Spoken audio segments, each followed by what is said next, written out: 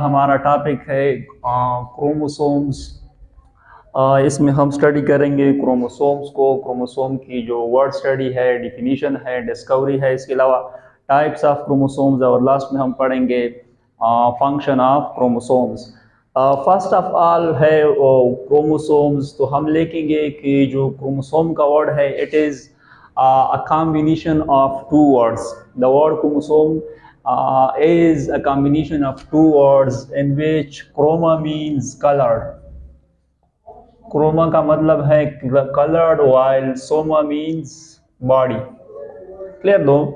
The word chromosome is a combination of two words in which chroma stands for colored and soma stands for body. तो इसको हम define कर सकते हैं, chromosomes are colour bodies. ये किस किस्म की बॉडीज होते हैं?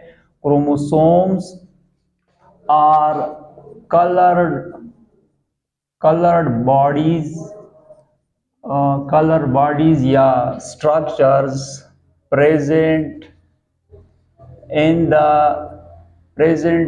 न्यूक्लियस ड्यूरिंग सेल डिवीजन यानी क्रोमोसोम्स क्या होते हैं? ये कलर बॉडी होते हैं और इसको हम ऑब्जर्व कब करते हैं? We can observe them during cell division. यानी सेल दो स्टेजेस में होती है। एक स्टेज होता है नॉन डिवाइडिंग फेज। मतलब सेल जो होती है ये दो कंडीशन में होती है। फर्स्ट होती है सेल, ये कंडीशन है non dividing phase.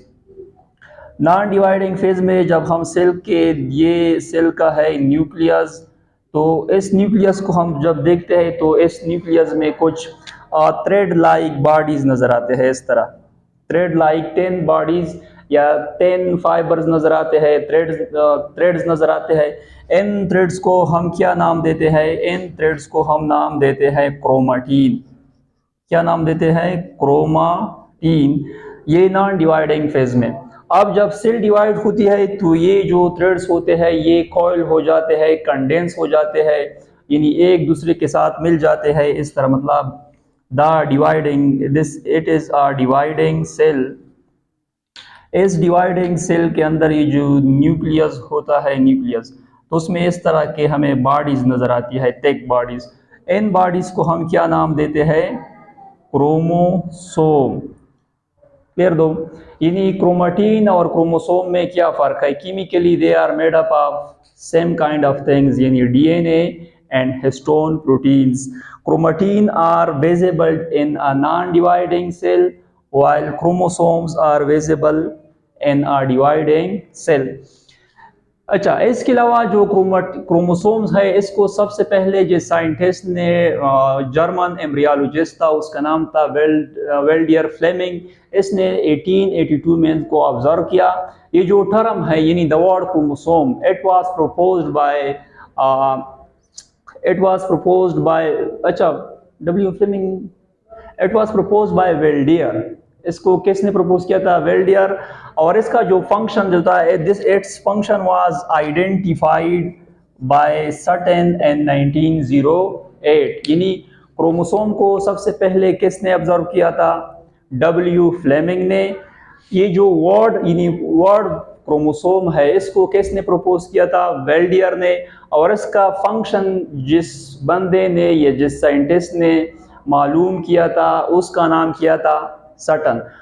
Function of chromosome क्या है कि क्रोमोसोम्स के अंदर डीएनए होता है। डीएनए किस चीज से बनी होती है? जीन से।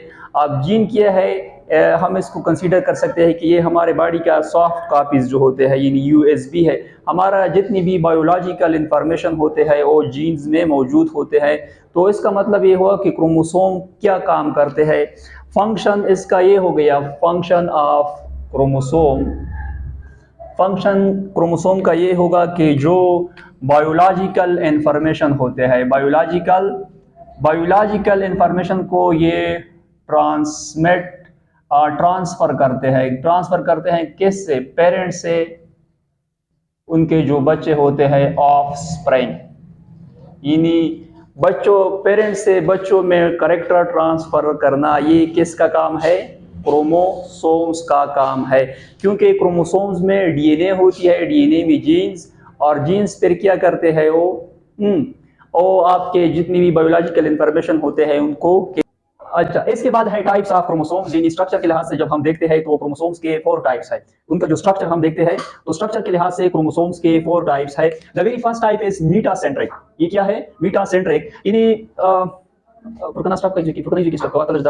क्रोमोसोम की जब हम स्ट्रक्चर देखते हैं तो क्रोमोसोम्स दो आर्म से बना होता है। कितने आर्म से बना होता है? दो। सबसे पहले ये मतलब एक आर्म हो गया, फर्स्ट आर्म 1, आर्म 2, इस तरह। फॉर एग्जांपल ये देखो, क्रोमोसोम्स 2 आर्म्स से बना होता है। ये एक आर्म हो गया, ये दूसरा आर्म हो गया। ये जो आर्म्स होते हैं इनको हम नाम देते हैं क्रोमाटिड्स। इनको क्या नाम देते हैं? क्रोमाटिड्स। एक क्रोमोसोम 2 सिस्टर क्रोमाटिड्स से बना होता है। और ये जो पॉइंट है कि जिसके जरिए ये 2 क्रोमाटिड्स आपस में मिले हुए होते हैं, इस पॉइंट को हम नाम देते हैं सेंट्रोमेयर। इसको हम क्या नाम देते हैं? सेंट्रोमेयर।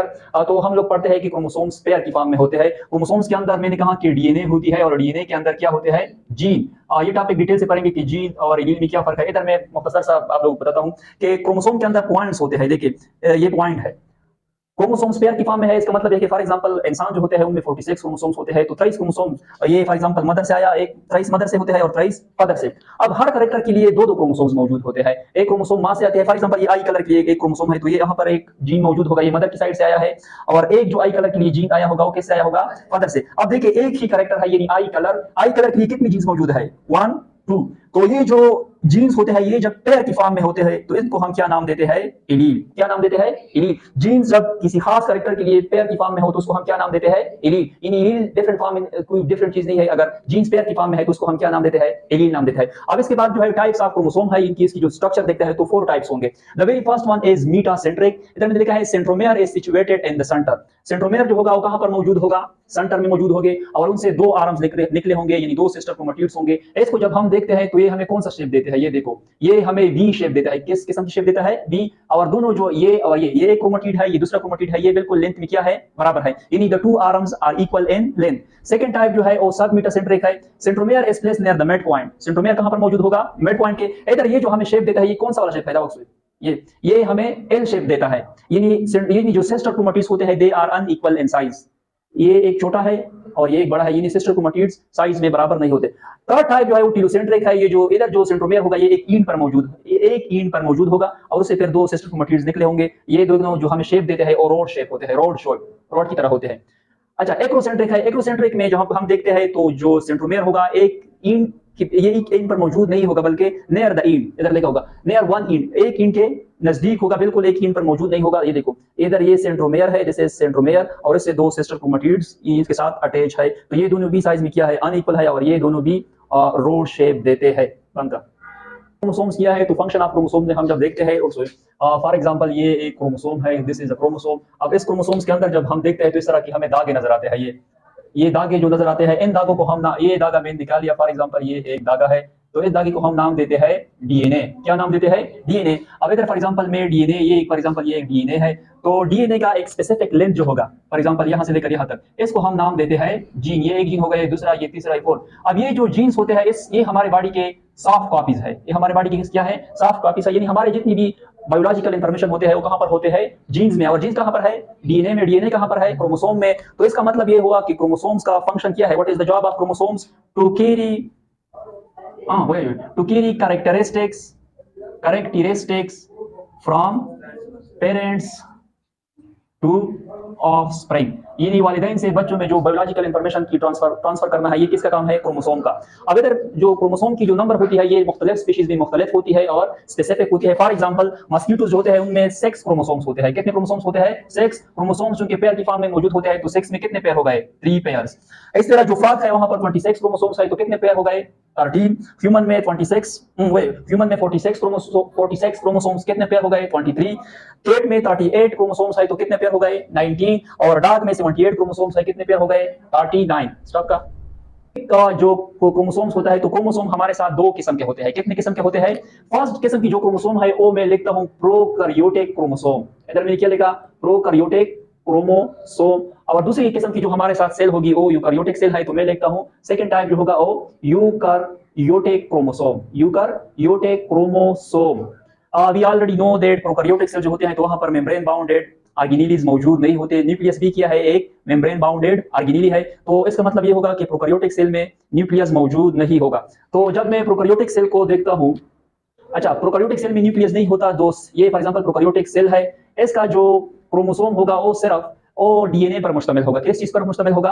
यानी इसका जो क्रोमोसोम होगा वो सिर्फ मुश्तमिल होगा डीएनए। और ये डीएनए कहां पर पड़ी होती है? ये डीएनए पड़ी होती है साइटोप्लाज्म में। कहां पर पड़ी होती है? साइटोप्लाज्म में। तो इसको हम नाम देते हैं कि ये फ्री फ्लोएटिंग डीएनए है। ये किस किस्म की डीएनए है? Free floating DNA. साइटोप्लाज्म में ये डीएनए जहां पर मौजूद होती है उस जगह को हम नाम देते हैं न्यूक्लियोइड। क्या नाम देते हैं? ये जो स्पेस है जहां पर ये डीएनए मौजूद है इसको हम नाम देते हैं न्यूक्लियोइड। और यूकैरियोटिक सेल होता है तो उसके अंदर क्या होता है? न्यूक्लियस मौजूद होता है। इधर जब हम क्रोमोसोम को देखते हैं तो दो चीजें से बना होगा, एक होगी डीएनए और दूसरा होगा हिस्टोन प्रोटीन। दूसरा क्या होगा? Histone protein. डीएनए की परसेंटेज ये है 40% और ये हिस्टोन प्रोटीन होगा 60%। यानी प्रोकैरियोटिक और यूकैरियोटिक क्रोमोसोम में क्या फर्क है? प्रोकैरियोटिक क्रोमोसोम सिर्फ डीएनए का बना होगा। ये डीएनए कहां पर होगी? साइटोप्लाज्म में जहां पर ये पड़ी होती है उस रीजन को हम नाम देते हैं न्यूक्लियोइड। यूकैरियोटिक क्रोमोसोम दो चीजों से बनी होगी, डीएनए और हिस्टोन प्रोटीन से। ये कहां पर होगी? Inside the nucleus. So it was all about chromosomes.